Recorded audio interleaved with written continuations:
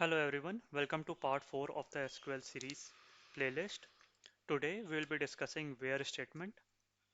So select and where are the most fundamental SQL statements and you will find yourself using them often.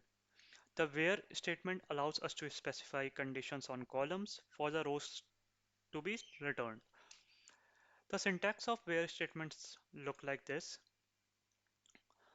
where we select column name from table and then we specify a condition using where statement.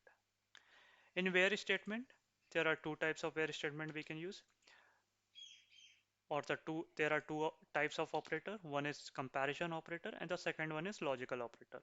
In comparison of operator, there are almost six types of operator, which is equals to, greater than, less than, greater than equals to, less than equals to, and not equals to.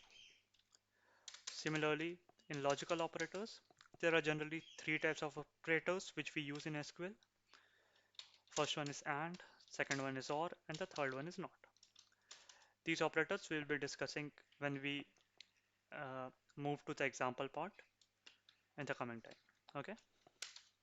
So suppose this is an employee table and I want to put a where condition to this. Okay.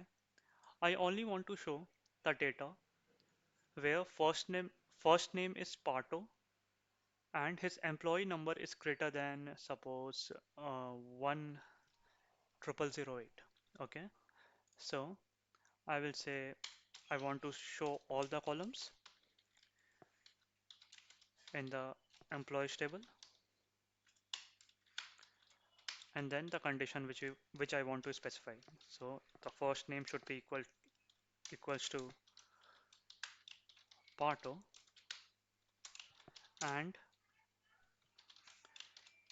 employee number should be greater than suppose 10008. Right. And once I run it, so I get all the employees whose first name starts with Pato and employee number is greater than 10008. Okay. Now suppose I want to say that I don't want both the statements to be true. I only want one of the statements should be true. Okay. So in that case, what I will get that if any one of the condition gets true, my query would get executed and the data would be visible here. Okay. Suppose for all the employees above 1008, irrespective of first name Pato, the data will be shown here. So let's take another example to make it more clearer. And this would be a little bit easier example. Suppose I would say I want only the data of the employees whose employee number is greater than suppose 16459. Okay. So select star from employees where I want EMP number should be greater than